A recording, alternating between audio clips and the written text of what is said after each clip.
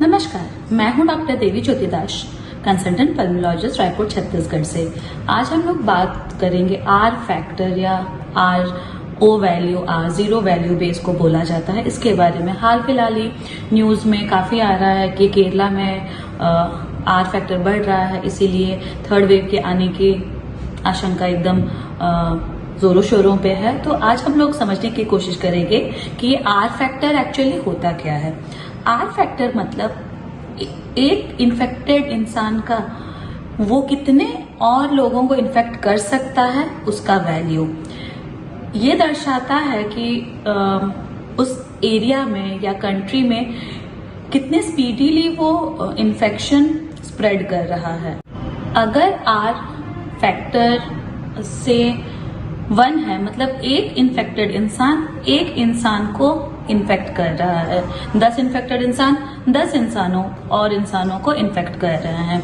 अगर इसका वैल्यू 1 से कम है, जैसे कि 0.9, 0.7, 0.82 ऐसे है, मतलब सपोज 0.9 है तो 10 इन्फेक्टेड इंसान और 9 लोगों को इन्फेक्ट कर रहे हैं। तो इसका मतलब ये हो जाता है कि ऑलरेडी जो इन्फेक्टेड इंसान है उससे और जो नए इन्फेक्ट हो रहे हैं वो नंबर कम हो रहे हैं।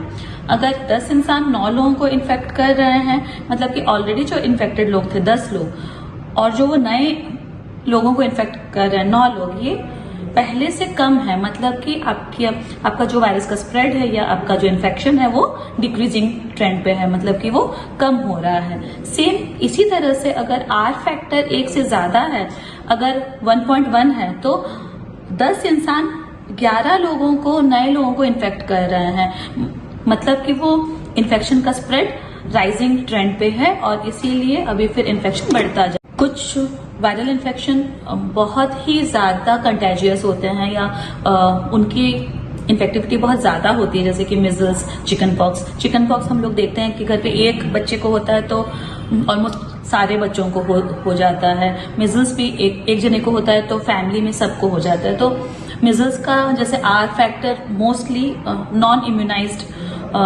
कम्युनिटी में ऑलमोस्ट 10 होता है, मतलब एक बच्चा, एक इंसान और 10 लोगों को इन्फेक्ट कर सकता है, इसीलिए इतने ज्यादा तादाद में उसमें लोग इन्फेक्टेड हो जाते हैं। सिमिलरली हम लोगों ने देखा कि सेकेंड वेव स्पेशली जब इंडिया में आया तो एक फैमिली के सारे लोग इन्फेक्ट हो रहे थे, क्योंकि उस वक्त जो देखा गया था कि इसका जो आर वैल्यू था कोविड वायरस का वो काफी ज्यादा था, इसलिए एक से ज्यादा होने के कारण वो एक बार में काफी लोगों को इन्फेक्ट कर रहा था, इसीलिए एक फैमिली में, एक परिवार में काफी सारे लोग इन्फेक्टेड रहते थे। मार्च से लेके almost 3rd week of April तक देखा गया था कि आर वैल्यू जो था वो ऑलमोस्ट 1.37 था, मतलब 100 लोग एक साथ 137 लोगों को इन्फेक्ट कर पा रहे थे।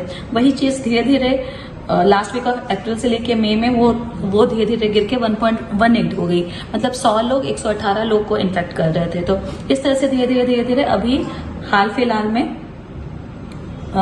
जुलाई के महीने में वो आर वैल्यू 0.88 है इंडिया का, मतलब कि 100 लोग 88 लोगों को इन्फेक्ट कर रहे हैं, मतलब कि ये डिक्रीजिंग ट्रेंड में था। लेकिन यही देखा गया है कि रिसेंटली केरला में आर वैल्यू 1 से ज्यादा हो गया है, ऑलमोस्ट 1.11, मतलब 100 लोग 111 लोगों को इन्फेक्ट कर रहे हैं, मतलब वहां पे फिर से नए इन्फेक्टेड लोगों की तादाद बढ़ रही है और इसलिए ये इन्फेक्शन राइजिंग ट्रेंड पे है और इसीलिए ये कंसर्न है।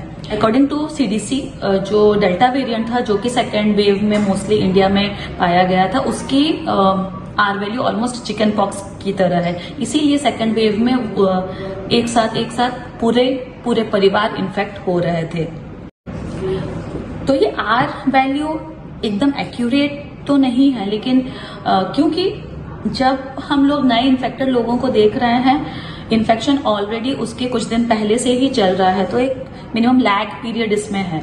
लेकिन जब ये R value, severity of infection, कितना सीरियस इन्फेक्शन हो रहा है और टोटल नंबर ऑफ केसेस, कितने नए नंबर्स आ रहे हैं, उसके साथ उस कंटेक्स्ट में देखते हैं, तो ये हमें एक आइडिया देता है कि फिर से हमारा इन्फेक्शन राइजिंग ट्रेंड पे है क्या।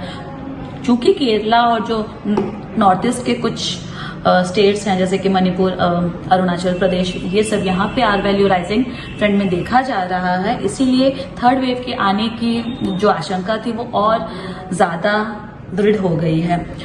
तो इसलिए हम लोग सबको कोविड अप्रोप्रिएट बिहेवियर करते रहना है और वैक्सीनेट होना बहुत जरूरी है, क्योंकि ये एक ही ठोस प्रिवेंटिव उपाय है हम लोगों के पास।